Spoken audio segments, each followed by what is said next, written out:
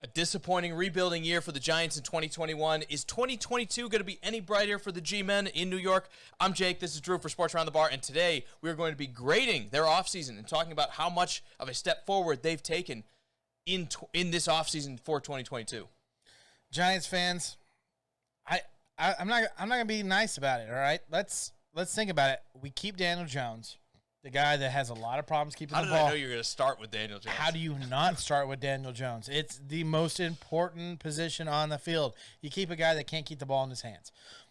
And I will be extremely nice about this. It's not all his fault. But when you take a guy that high and you give him this many years and you're giving another year, it's time to watch him become that next level quarterback. It is a must in this organization for him to happen. And let's be honest. It's not like the Giants organization hasn't given him every opportunity. They bring in tons of free agents. They're shaking the roster up. I got to stop you there. Well, no, they have. They brought in some wide receivers for year 3. Isn't that too late? It isn't too late. It isn't too late. Are the Jets waiting to year 3 to bring in a bunch of wide receivers for Zach Wilson? You may not like the guys they're bringing in, but they're bringing in wide receivers. The Jets are trash. We're not talking about the Jets here. We're talking about the Giants. I hope we don't clip that for when we do the Jets episode. But let me say this. Before we get into free agency, and let me just defend my man Daniel Jones here. You say the Giants have done enough around him. I could not disagree with that more. They have no one, I don't think, has been left out to dry more than Daniel Jones when you look at how bad this offensive line has been, and up until last year, how little they've invested in wide receivers to even give him a chance to succeed. They had brought in Galladay, and prior to getting there, Galladay played pretty well out there. With Matt Stafford. You know who else did? Marvin Jones. And how did Marvin Jones do last year in Jacksonville? We have a Matthew. It's almost like Matt Stafford made those guys good. Daniel Jones in a Giants uniform. I don't know what you're talking about here. I agree with you. Let's talk about the free agency. Let's talk about if they've done enough to support not only Daniel Jones, but the rest of this team going forward. Now, they've made a lot of moves. This has been one of the most active teams in free agency. Not everybody that made a move wound up on this list because I couldn't make 48 slides. You would be able to read the font. Yeah. So let's talk about some of the more important moves. Let me ask you this. I do think this is the most important thing. They talked all offseason about this is still Daniel Jones' team. We still believe in him. We're bringing in Brian Daboll to be the offensive mastermind that we've been missing. You know, Jason Garrett obviously wasn't that offensive mastermind. But now we've got our young offensive coordinator, forward-thinking offensive guy. Yes. Do you do that and sign Tyrod Taylor as well at quarterback? Yes. Yes, you do. Why? Because this is the year that Daniel Jones needs to work out. And if he doesn't, and if you sit there and go, we're into week 7, we're 1-6, we'd like to think our year's not over with, maybe Tyrod Taylor does better. If you're 1-6, the year's done. Punt, because the roster isn't good enough to make the playoffs at that point. I'd like to disagree. You got Saquon Barkley, you got Galladay, you got Sirloin. If I could talk, you got Sterling Shepard. Yeah. I was gonna get there. You still have some defensive and players. Darius Slayton. Like there are receivers in this team, but are any of them premier? Like I said, I think Galladay can be. Yes, I think he could be too. And I also like their first round pick, whose name always escapes, Kadarius Toney. That again, they have invested the position now.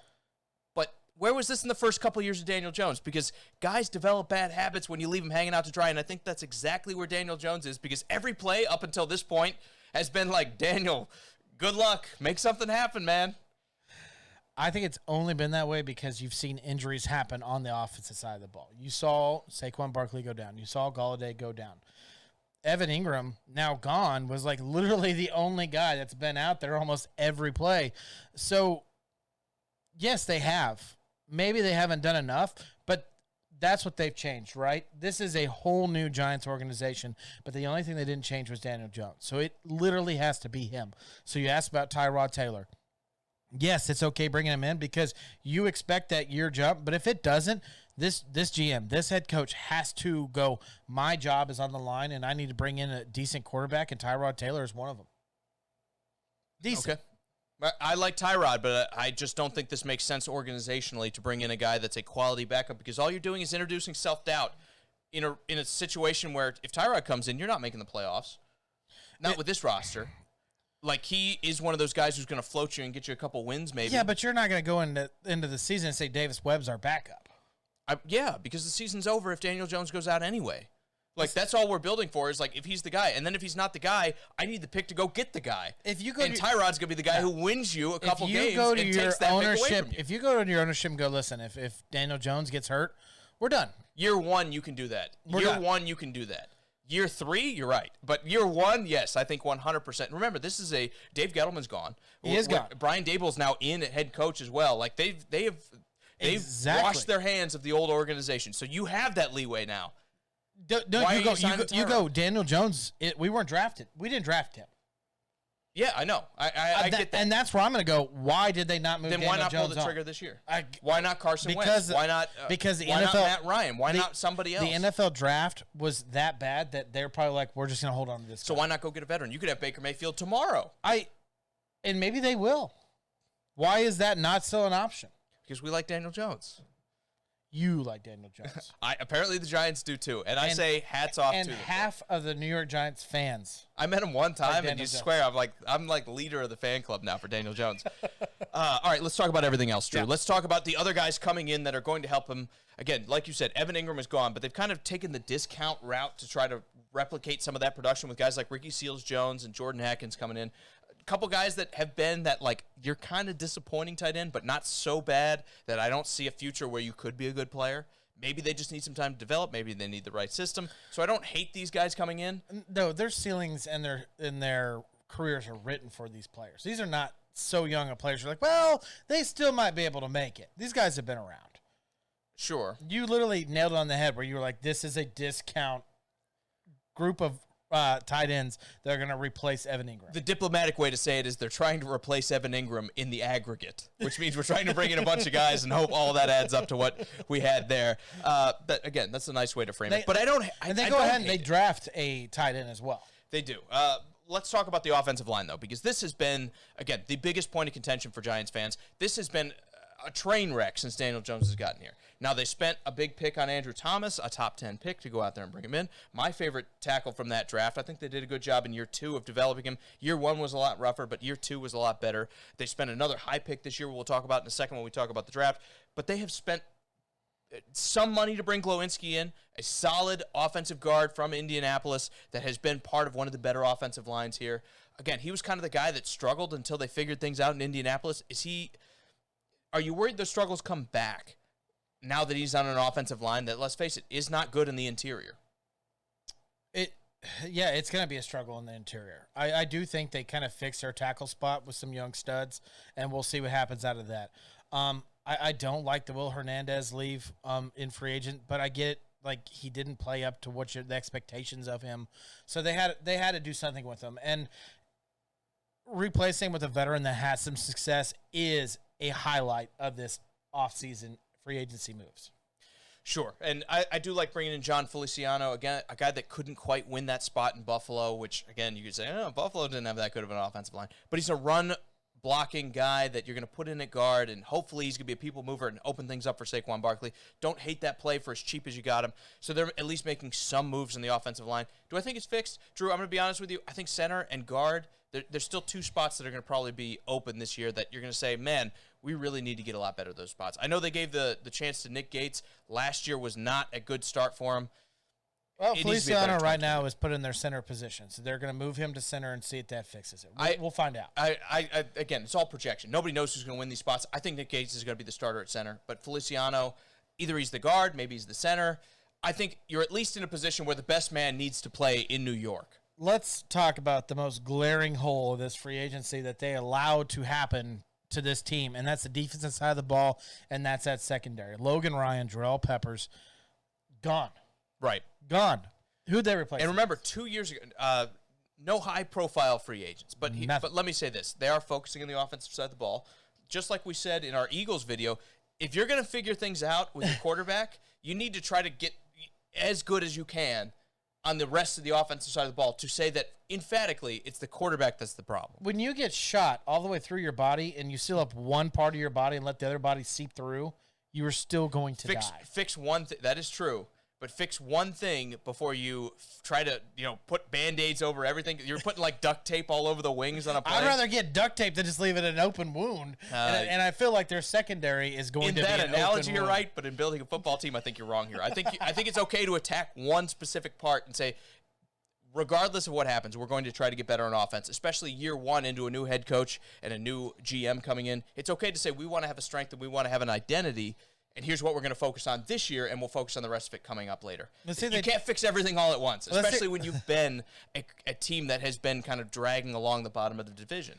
Why don't we see what they did in the draft, see if they changed any of my thought here, because realistically, not looking good. And I agree, they've had that big kind of departure on the defensive side of the football in free agency. But, Drew, I got to say this. Was it working? 2 years ago, they had that surprise year where they were really good on defense, and then last year kind of came crashing back down to earth. Maybe it's just time to hit the refresh button. I feel like that's what the Giants have done. When I look at this Giants draft, I love the first two picks. I don't know who couldn't love them. They seem like they're going to be plug-in starters, and you're going to move right forward into it. But when I was just talking about your secondary is an issue, the first time you take ones in the third round with the 81st pick, and you pick Cordell Flott. Now, he is your starting, let me double-check, left corner. Still have Adoree Jackson. Is that really the fixing of a bleeding wound? I mean,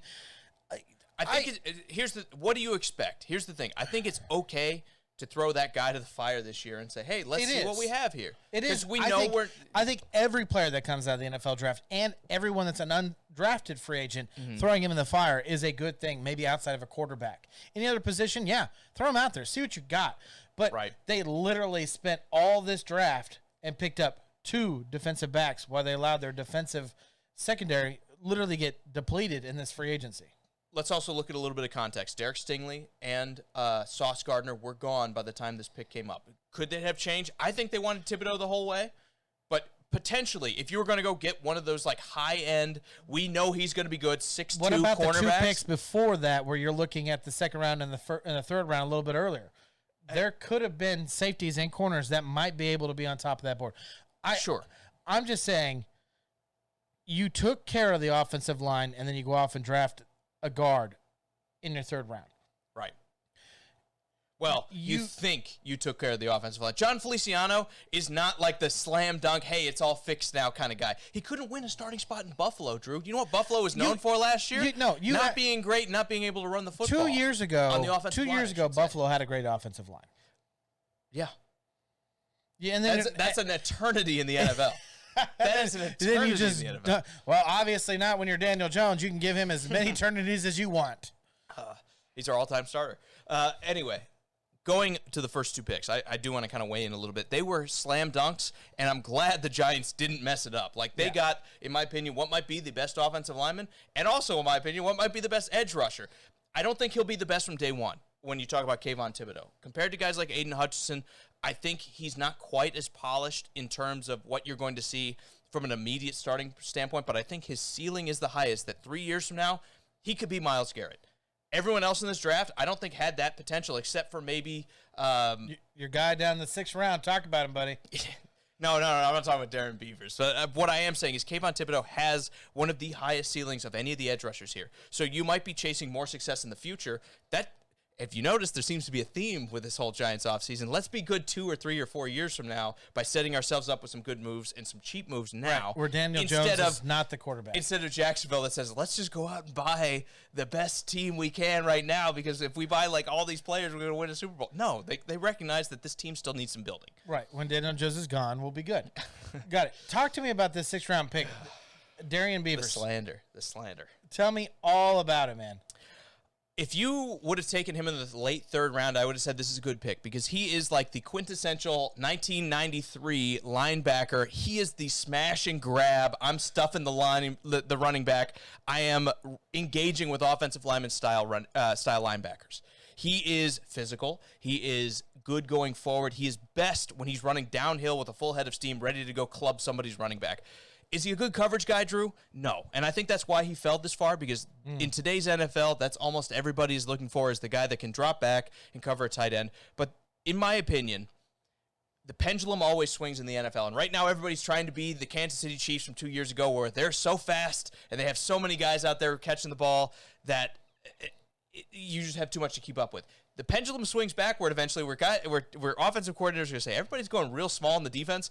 I'm going to run the ball down your throat with a big running back, and what are you going to do about it? He is the guy that stops that. I think it's going to be a struggle for him to see the field, obviously, year one, obviously being a sixth-round pick as well. Right. But you're talking about a position that Blake Martinez sits in. Yes. Blake Martinez, arguably, outside of Leonard Williams, is probably their best defensive player.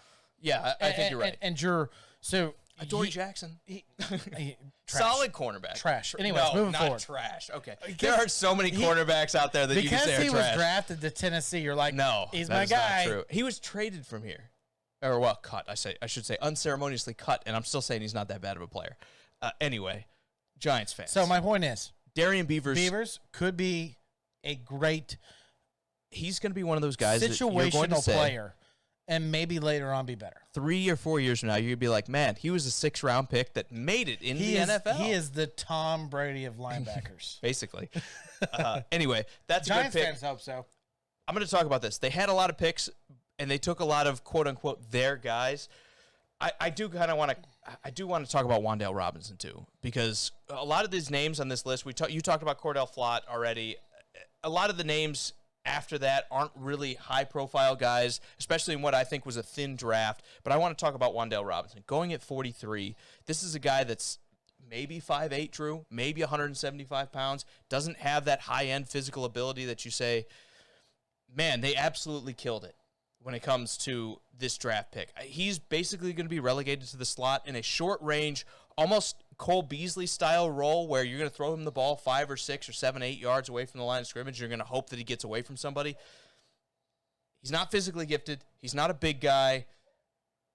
At 43, this is a reach. This should have been a 4th-round wide receiver. Yeah. He's kind of pigeonholed into one role and one role I agree only. with you. I agree with you fully. And the issue with it is if I'd sit there and go, well, he's going to be the 4th guy on the roster, maybe the 5th guy. But we've all kind of realized with giant organization, we can't keep our wide receivers healthy. So he is going to find the field at some point in time, right? So I agree with you. I think this is a reach and probably going to hurt them in the long run. And I think they also looked at maybe it works Kadarius Toney. out, but maybe it also works out. I think they also looked at Kadarius Toney and all the trade rumors and everything saying they want to get rid of him, and they said we need a guy that's good in those short range situations like Kadarius Toney is. The problem is Kadarius Toney is a physical freak. When it comes to his burst and his get off in the line, Wan'Dale Robinson to me does not have that. So don't love that pick. But as far as it goes, I think the 2 picks that you needed to hit on, you hit on. Let's get into grading this offseason, man. If it wasn't for the draft, I'd probably have them extremely low. And I want something more out of the Giants organization, especially with all these moves. I want to see those huge names where it's like, man, that's great. I don't like what they did with the secondary, but when you look at Thibodeau and you look at Evan Neal come in, man, that's so exciting. That gets me hyped up for this future of the Giants organization. I'm going to give them a B-. I'm going to give him a B- because I believe when you get those key points, even if Neal stays at the right tackle, that's okay. Right. And Thibodeau at some point in time will be one of the best defensive edges in this league. And you can quote it here. That's what I'm saying. You're all in on it. I am too. I'm going to give him a C+. Again, I tend to be a little bit tougher on teams than I think you do. But you hit the important part of this offseason, which was you had 2 top 7 picks in the draft, and you didn't miss. Yep. So, yes, when you get the best player and offensive tackle, in my opinion, and you get the best edge rusher, in my opinion, out of the draft, I got to say, you did your job when it comes to the draft. I don't care about what comes afterward. Obviously, it's important. When you win a Super Bowl, you need those guys to hit later in the draft. But they took enough picks that maybe 1 or 2 of these guys wind up being that guy that comes out of nowhere. Could be. So, I'm going to go C+.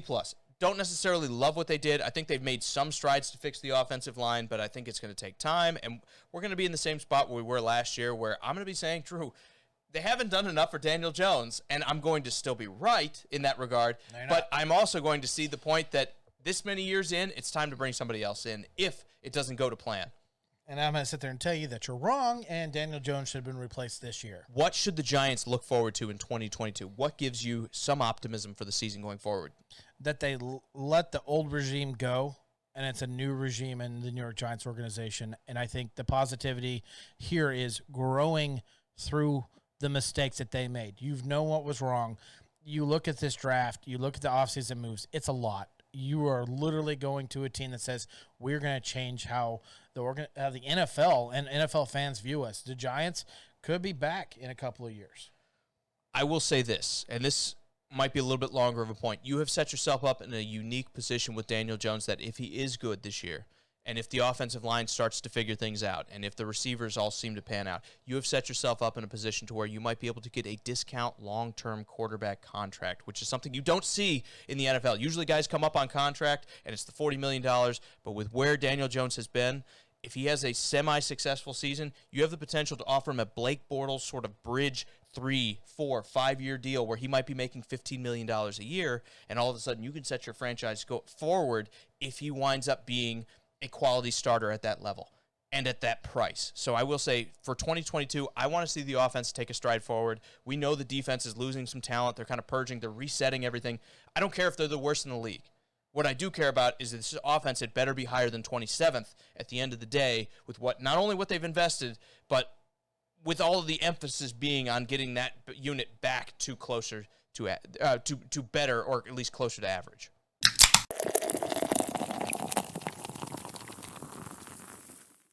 Hey guys, thanks for watching. If you like what you saw, make sure you hit the subscribe button below and ring the bell to stay up to date with all of our NFL videos as well as everything else we're talking about in sports. We have a great community on Facebook already, but we're trying to grow our community on YouTube because we believe you guys can talk sports just as well as anybody else, and we can't wait to have those conversations with you. So grab a drink, hit subscribe, come talk sports with us.